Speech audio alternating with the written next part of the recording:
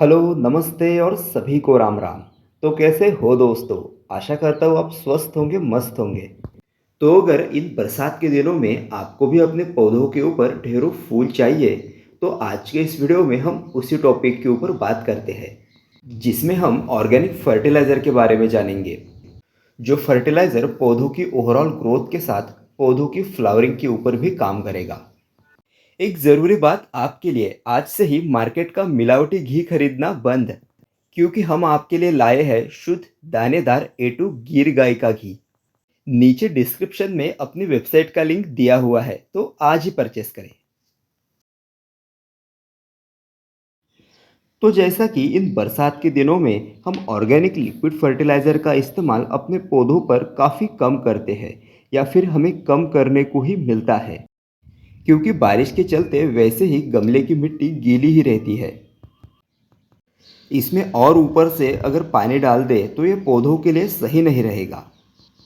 वैसे तो हम खाद देने के लिए बरसात के दिनों में भी अच्छी सड़ी हुई गोबर की खाद का भी इस्तेमाल कर सकते हैं, पर फिर बात वही आ जाती है कि अगर गोबर की खाद अच्छे से डिकम्पोस्ट हुई नहीं है, तो वो भी पौधे की मिट्टी में फंगस पैदा करती है।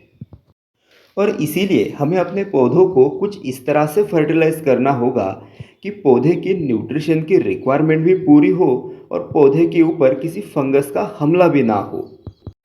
तो इस रिलेटेड मार्केट में बहुत सी खाद अवेलेबल है, पर आज हम जिस फर्टिलाइज़र के बारे में बात करने वाले हैं, वो फर्टिलाइज़र ऑर्गेनिक होने के साथ साथ पौधे की ओवरऑल ग्रोथ के ऊपर काम करता है।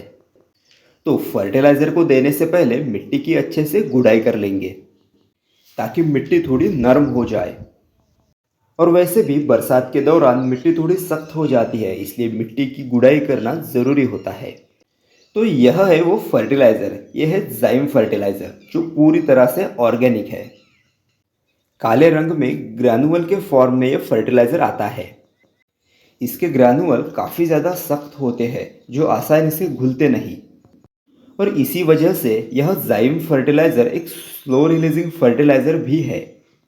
इस फर्टिलाइज़र को अपने पौधों में इस्तेमाल करने की मात्रा के ऊपर अगर बात करें, 10 से 15 ग्राम फर्टिलाइज़र एक 10 इंची पॉट के लिए सही रहता है। इसमें भी थोड़ा बहुत कम या ज़्यादा हम कर सकते हैं।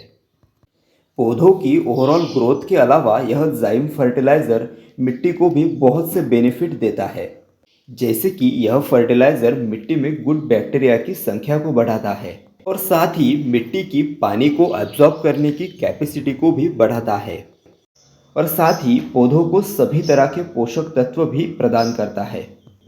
और सबसे ज़रूरी बात, यह जाइम फर्टिलाइज़र अपने पौधों की इम्यूनिटी पावर को इंक्रीज करता है, ताकि पौधे लंबे समय तक हेल्दी बने रहते हैं।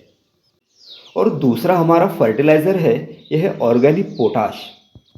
वैसे आपने केमिकल पोटाश तो बहुत देखे होंगे, यह है ऑर्गेनिक पोटाश, और यहाँ पर यह है केमिकल पोटाश। इन दोनों में डिफरेंस आप खुद देख सकते हैं। केमिकल पोटाश हमें ज़्यादातर दो रंग में ही दिखाई देता है, एक सफ़ेद रंग और एक हल्का गुलाबी रंग में आता है, पर दोनों ही पाउडर फॉर्म में आते हैं।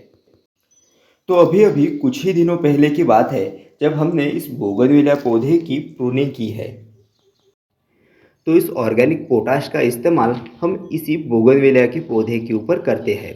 और वैसे भी बोगनविलिया जैसे पौधों को पोटाश सबसे ज़्यादा पसंद होता है। 5 ग्राम ऑर्गेनिक पोटाश एक पौधे के लिए, जो पौधा 10 या 12 इंच के गमले में लगा हो। अगर इससे कम इंच के गमले में लगा है तो फर्टिलाइज़र की मात्रा को थोड़ा कम कर दीजिए। बरसात के दिनों में ऐसा अक्सर दिखाई देता है कि बोगनविलिया के पौधे में उतनी अच्छे से फ्लावरिंग हो नहीं पाती। इसका एक कारण यह भी हो सकता है कि मिट्टी लंबे समय तक गीली रहती है, और वैसे भी बोगनवेलिया जैसे पौधों को वेट सॉइल उतनी ज़्यादा पसंद नहीं होती। इन पौधों की अच्छी ग्रोथ के लिए हल्की और वेल ड्रेन मिट्टी की ज़रूरत होती है। तो क्या इन दोनों फर्टिलाइज़र का इस्तेमाल हम एक पौधे में नहीं कर सकते? तो ज़रूर कर सकते हैं। जाइम फर्टिलाइज़र और पोटाश का एक साथ इस्तेमाल एक पौधे के ऊपर किया जा सकता है। सिर्फ किसी भी फर्टिलाइज़र को देते समय उचित मात्रा का ध्यान रखिए, और साथ साथ जब भी आप किसी भी ऑर्गेनिक फर्टिलाइज़र या फिर केमिकल फर्टिलाइज़र का भी इस्तेमाल अपने पौधों में करें तो ध्यान रखें पौधे की मिट्टी थोड़ी नम हो, या फिर पहले आप वाटरिंग कीजिए और फिर कुछ समय बाद फर्टिलाइज़र को पौधे में अप्लाई कीजिए। तो आज के लिए बस इतना ही, फिर मिलते हैं किसी नए वीडियो में किसी नए टॉपिक के साथ। तब तक आप देखते रहिए गार्डनिंग इन्फो, और अगर चैनल को सब्सक्राइब नहीं किया है तो ज़रूर कर दीजिए।